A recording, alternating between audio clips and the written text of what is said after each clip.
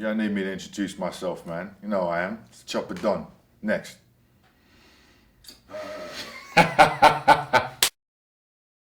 This weekend, I'm in Norfolk, Virginia for Friday Night Showdown with a pirate that is getting sunk.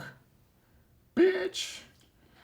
I know that Maurice Greene is fucking ugly in person. Jesus Christ.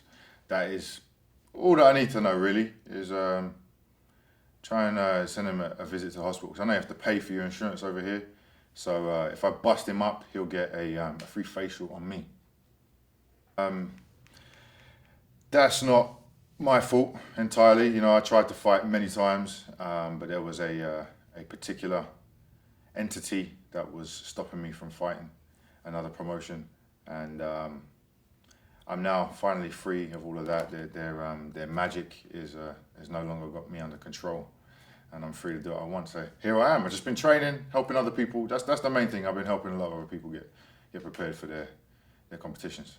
Okay, so during my layoff, I've been working down at AKA in San Jose, California, with Daniel Cormier, the UFC light heavyweight champion, and Cain Velasquez, the former heavyweight champion, soon to be champion again. And there is an absolute arsenal of athletes down there at AKA, and it's a pleasure to be there and work with them every single day. In my opinion, you know, I've trained at a lot of the best gyms in the world. You know, I've at least visited and worked out there, and in my opinion, AKA is top trumps. You know, that gym is incredible. The talent in there is incredible. But what's different, what sets it apart from other gyms is the fact that no one in there, no matter if you're a champion or not, no one in there has this attitude of I'm the champ, so they can't collaborate with you, you know. Everyone's open to taking advice or taking what they can from your game to complement theirs. So, you know, it's where I'd like to say I'm finally home. It's simple. I threw a punch, it hit his head and it broke. That was it. DC is very tough, you know. He's a very durable guy, just in general. If you see the way that he fights, he's very forward. He's always putting on pressure. It doesn't matter the height difference. So even though I'm leaps and bounds taller than him, he still comes forward.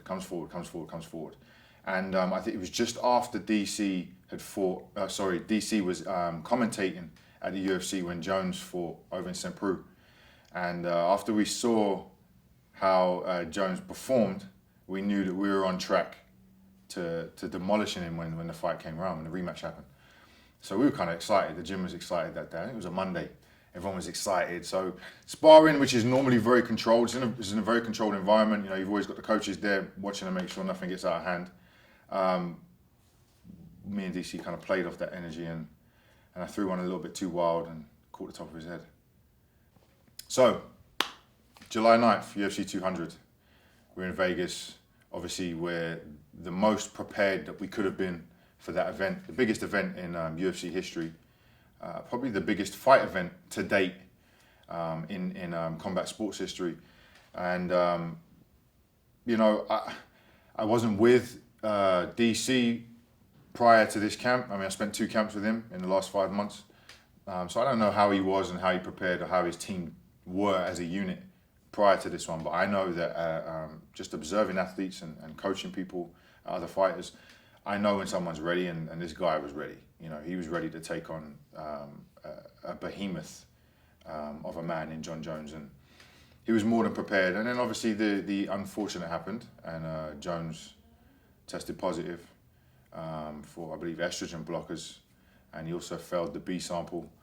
So, you know, the vibe with us as a camp, we kept, surprisingly, we kept quite positive. Everyone was very positive, but you can see DC was very stressed. He was very frustrated. I believe there's an embedded series where you can see he's frustrated.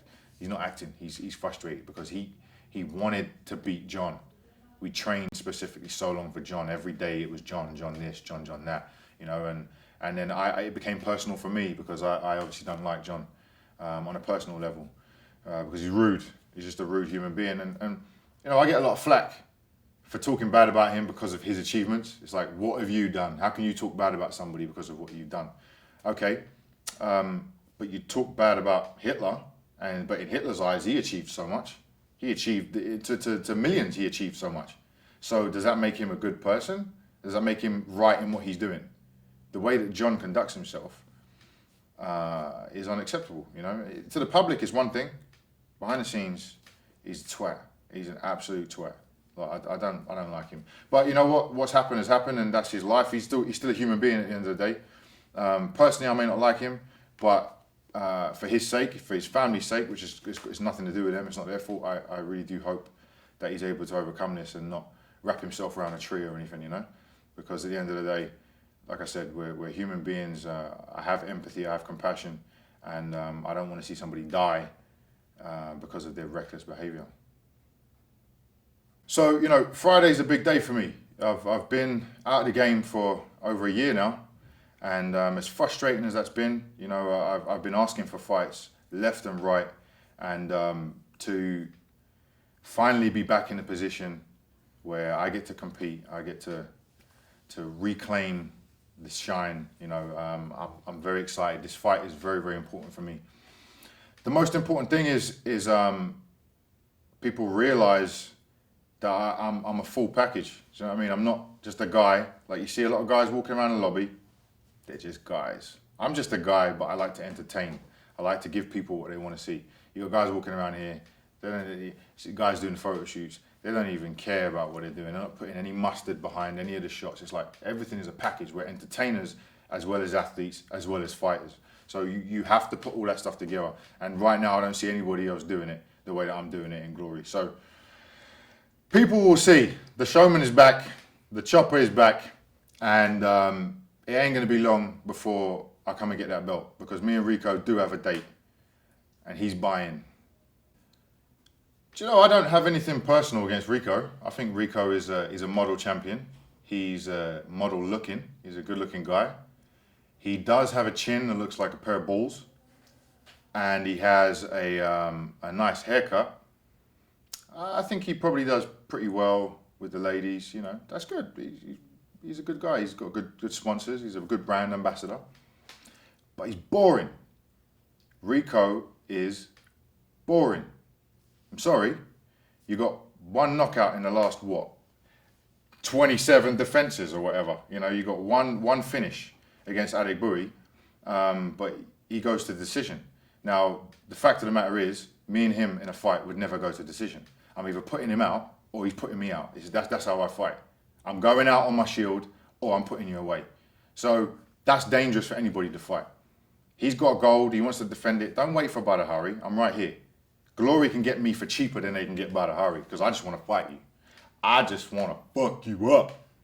So that's the fight to make. It's the fight to make. If Bin Laden, breast a bitch, can get a title shot after losing in the tournament, then I can get a title shot after beating the shit out of a pirate.